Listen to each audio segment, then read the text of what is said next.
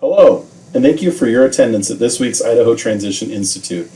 I hope the Institute was a valuable experience that allowed you to make and strengthen connections to other members of your planning team, as well as other resources available across the state to support you in your work helping to maximize transition outcomes for students with disabilities here in Idaho. Please take the time to complete the Institute evaluation. Having two back-to-back Institute events, this year and last, paired with your honest feedback will really help us to continue to sharpen the event.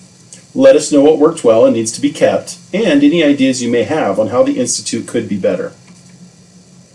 In terms of the planning tool, we made good progress this year, but there's a lot more that we can do to make sure all teams involved have multiple opportunities to be trained on and prepare for use with the tool. The primary benefit of the tool is to give your plan a place to live and be revisited in a meaningful way after the Institute by you and the rest of your planning team.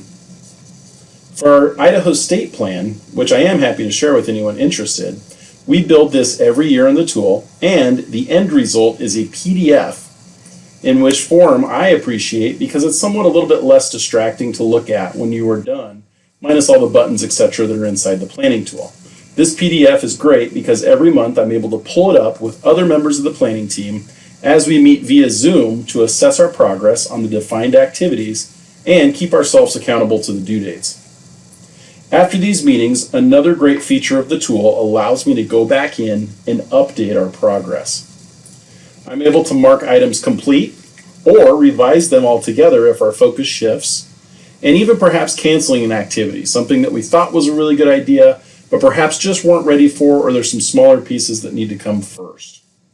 Again, the tool over time becomes a place where transition planning for your district or charter can live and show the history of where you've been, where you're going, in establishing high quality services under the taxonomy domain areas.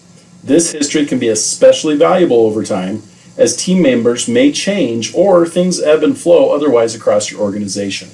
I want to support you all in getting your plan on the tool and understanding how to use it, so please reach out to me directly for continued support on this. Finally, keep in mind that the planning process we completed at the Institute serves two purposes. One, it allows us to take short-term action on the smaller things currently within our control that really can have a huge impact on individuals now.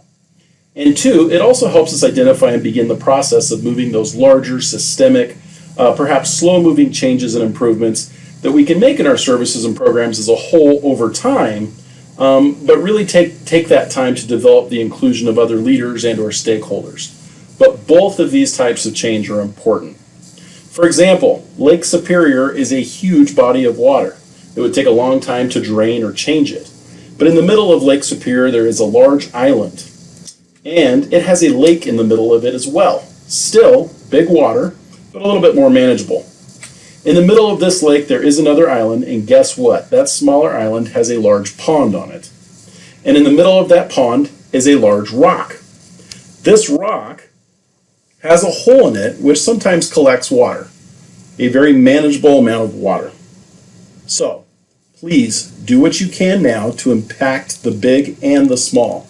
But know that at the end of the year, if you're able to reach even just one or two more students in achieving a successful transition, we are making progress in winning the game.